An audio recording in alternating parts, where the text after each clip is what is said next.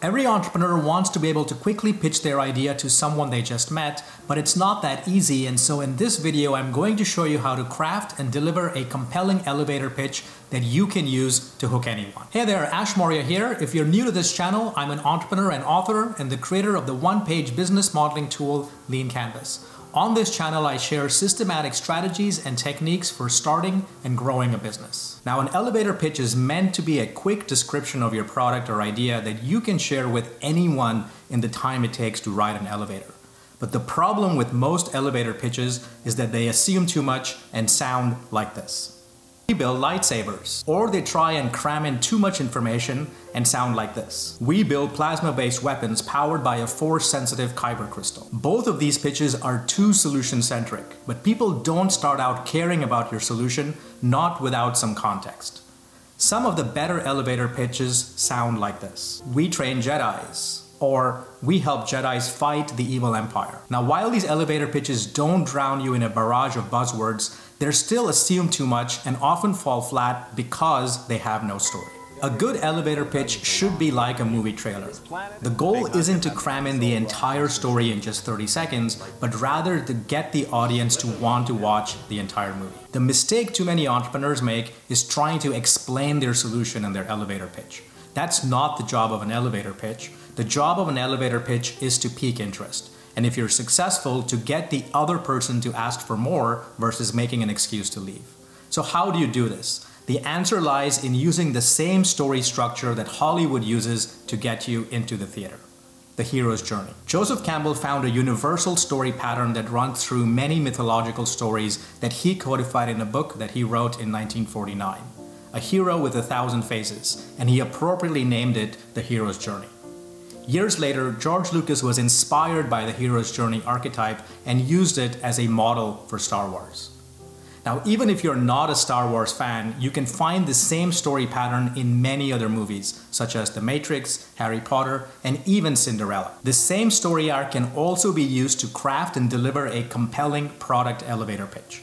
Now, as with any good story, the first step is defining the characters in your story. It goes without saying that all hero journey stories, at a minimum, need a hero and a villain.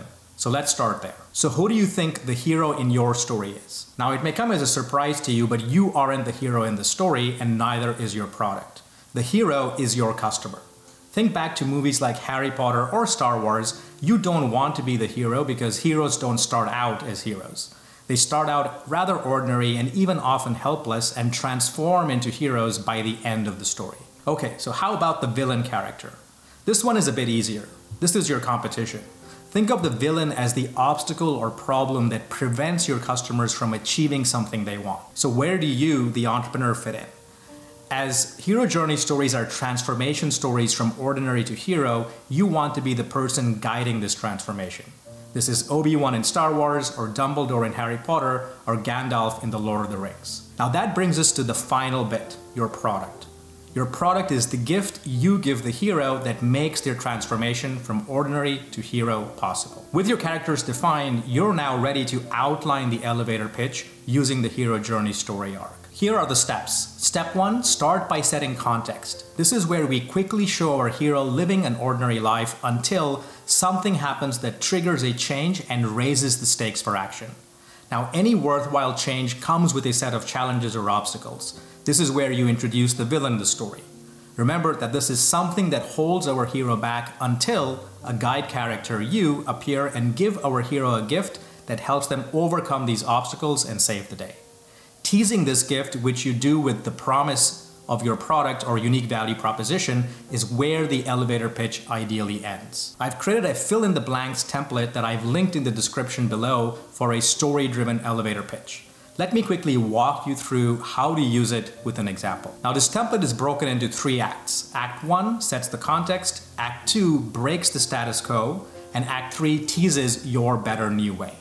Here's what Act 1 sounds like. When customers encounter a situation, they need to get some job done to achieve a particular desired outcome. This is where you're establishing the customer's ordinary world. In Act 2, you describe some external triggering event that breaks this ordinary world for them. They would normally use these existing alternatives, but because of this switching trigger, These existing alternatives no longer work because of these problems. And finally, in Act 3, you tease your better way. So we built a solution that helps customers achieve this desired outcome through this unique value proposition. Now, here's an example of this elevator pitch template in action with one of my own products. When entrepreneurs get hit with a killer idea, they often struggle to get others to see what they see.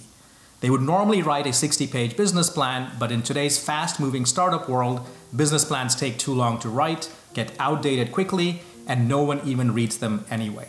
So we built a solution that helps entrepreneurs communicate their big idea clearly and concisely in under 20 minutes. This lets them secure buy-in from key stakeholders faster so they can spend more time building versus planning their business. Now notice that nowhere in this pitch do I name the product or try to describe it, because that's not the job of the elevator pitch.